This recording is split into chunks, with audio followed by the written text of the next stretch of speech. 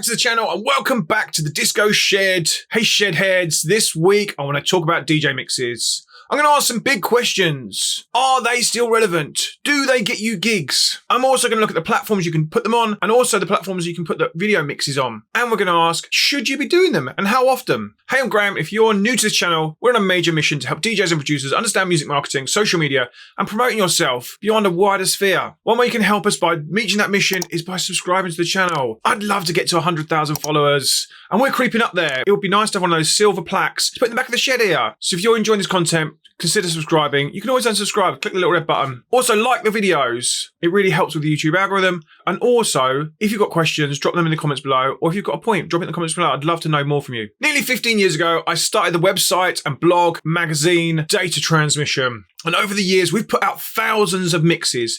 In fact, my main podcast is nearly 800 mixes deep. And we're one of the longest running podcast series in dance music. It's been on iTunes that whole time. Today, Data Transmission is still a magazine, a blog. It's also a radio station hosting mixes from hundreds and hundreds of hosts each year, all putting out their own series on our own platform. We also put out mixes across our multiple Soundcloud channels, YouTube channels. We put out DJ content across Instagram and TikTok. So we really know about DJs and DJ mixes. Right, let's get cracking. Since the early tape packs and then the Renaissance Volume 1 mixed by Sasha and Digweed, DJ mixes have been an integral part of our scene and our community. At Data Transmission, as I said, we're coming up on 800 shows on our main podcast. We have podcasts in techno and drum and bass and jungle and disco, and we're putting them out every week. Seminal mixes for us included people like Moby, Disclosure, who did a vinyl-only set, and that was the year they blew up. Carl Cox has done one. Ronnie Size did 5 hours for us. We also had people like Scream, who I met at a festival and said, would you like to do a mix for us? And he phoned me up and said, hey, can I put this track in, this track? And I was like, dude, you're Scream, do what you like. And then he did, instead of doing an hour, he did 2 hours. It was amazing. Jaguar Skills wanted to do something separate and different to his normal drum and bass sound.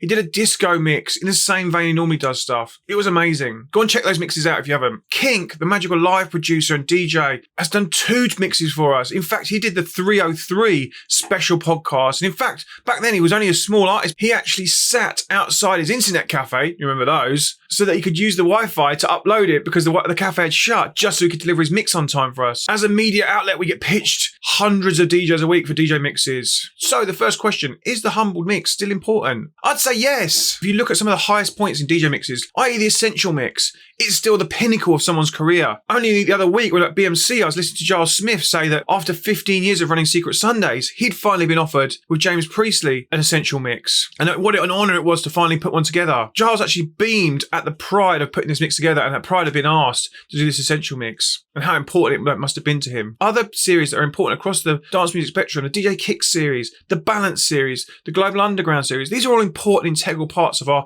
culture that built up historical moments across the scene. And then to have yourself as a DJ be part of that history is going to be all the more magical for you. A good mix is one of the best pieces of shareable content for a DJ. A good mix can be passed around WhatsApp groups, it can be passed around after parties, it can be passed around emails and messages, and they'll just get shared so much when you really go hard and put a really good mix together and take your time curating that mix. And for me, a good mix is the art of DJ at its finest. It's a curation of those tracks together in a sequence to make you move. Good mixes are the background of our kitchen raves, our lockdown, our running, our gym, our car raves, our long journeys, when you've got to do something important and you just need some background music, but also our pre and our after parties. A good mix literally goes everywhere with us. Good mixes are great for promotion too. They promote the new records you've got out, and they're good for new fans. They're good for new fans finding you. They're good for the current fans and good for building that relationship with your current fans. But also building a series, because people go on that journey with you as you build the series. They turn up for your consistency. They're also, at the heart, great for practice for new DJs.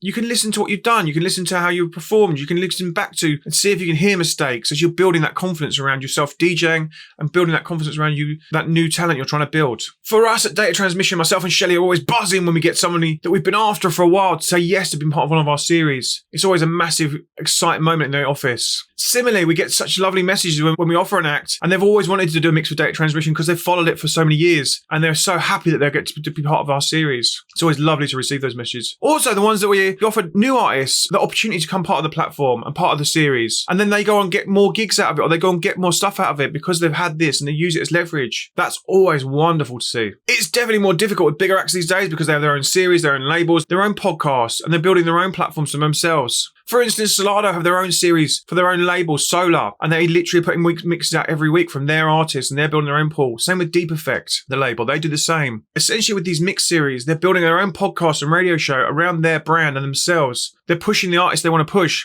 who are also pushing the records that they've got out with the label, which is all making this lovely promotional circle. It's also building the brand of Solado without them having to do very much because they're at the top of it and the face of it. It's a lovely place to be in, wouldn't you think? They promote the series, which promotes the DJs promote the records, which promotes the label, and the label promotes the whole lot. At Data Transmission, we have Data Transmission Radio, which does exactly the same. We as the brand have our own station, and we have hosts on that station who create their own shows and their own series under the Data Transmission brand. Those then hosts then go and reach out to maybe guest mixes, and they'll say, oh, do you want to come and do a mix on my Data Transmission show? And they're using that brand to leverage themselves getting further and them open themselves more doors and then more conversations with DJs, producers, residents they really want to meet. The owners of the show choose the length and the frequency of their shows. It's really, really simple. We then have a schedule, and the schedule goes on a 4-weekly cycle. We put people into slots, and then you have your own slot each month, each week, each bi-week that you're then responsible for, and you deliver the show for that space. Some of the shows are owned by labels, producers, DJs, even event series and festivals own shows. And they then find their residents or the people that are on those labels. Or if it's an artist, they'll then invite guest mixes, as I said. These shows are both presented or just straight up DJ mixes. And we actually love both. I love a good radio show with features, but I also love listening to a straight up mix. Some of the show hosts and then they're using this as leverage to get themselves more. They get themselves backstage at festivals. They're interviewing people that they really want to speak to. Or imagine it's a record label you really want to work with or get your track to. You use the show as an interview and bring the label owner onto your show because you're using the brand Data Transmission, and then it opens that conversation. Then you can give them those demos you really want to, and then maybe you get signed. We are also sending our show hosts to cover festivals for Data Transmission. We're sending them across the world, across the globe, on press trips, which means that you get taken by the festival to cover the show, and your flights and your accommodation are covered. It's amazing fun, and we're really building out what we're doing for our show hosts. We're trying to get them more all the time. If you'd like more information on DC Radio, then hit me up, either in comments. I'll put the link to apply for the application process below, or you can just DM me on Instagram and I'll give you more information. We're always looking for new show hosts. As I've mentioned, DJ mixes are great for promotion, and they are now part of those promotional plans. Whether you're dropping a new mix or you're dropping an album or you've got a gig coming up that's really important, dropping a new mix just before really gets the fans hyped. If it's pushing a track, the track can be included, and we are part of those promotional plans for Data Transmission. And that said, also some of our friends like Soundspace and When We Dip and Undertone and Certified Jacking, there's plenty of places to get yourself out there and further once you've got your mix created. The next big one, do they get you gigs? You don't need to have a DJ mix to get a gig. But then honestly, have you ever? Networking is far more important, and having a network and turning up to a gig and being part of the party, or just building a really strong connections with people and promoters can actually get you gigs more than a DJ mix. Having an audience of people that will turn up and watch you play, that's going to get you gigs more than a DJ mix will. But that being said, there are promoters that still listen to mixes. They still want to hear what you're doing, and they're great promotion for you. A good mix is like your calling card. And people like Elro, they actually want to hear a live mix of you playing in front of a crowd, because they want to hear how you respond to a crowd being in front of it. That kind of nerves that build up in your stomach when you actually play in front of somebody. They want to hear that, and they'll hear that in that mix. They'll hear if you're redlining it too much, and they'll hear if you're ready to actually play for them. That's what they listen for, more than an actual studio mix, which is just done at home and in a controlled environment. Other places you can get gigs, Twitch streams and people building audiences on Twitch streams, TikTok DJing, Instagram DJing. These are good places for getting gigs as well. But as I said, DJ mix is a good calling card for you.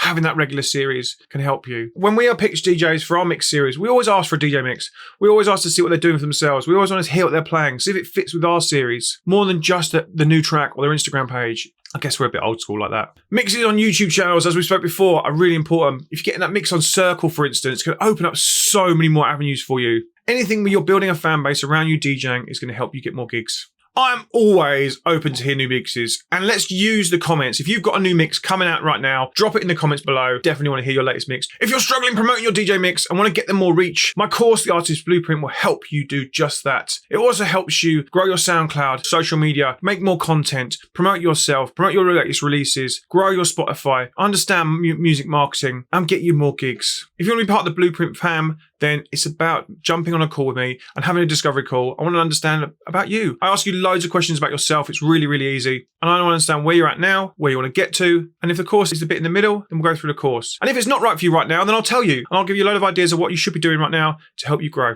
If you like what you heard, the link is in the comments. Just jump on a call and chat. How many are you off to go and make your new DJ mix? If you do, like I said, drop it below. If you've got some value from this, give the video a like and share it with some of your other friends. It really, really helps me out. It really helps me grow the channel. And let's see if we can get to that 100,000 subscribers. It'd be amazing. I'm back on Twitch Mondays, Wednesdays, and Fridays from 1 p.m. Again, the link's below. And I'll be back on YouTube every Thursday. And I'll see you in the next video. I've been Graham Farmer. Thanks for being here. I'll see you soon. Bye-bye.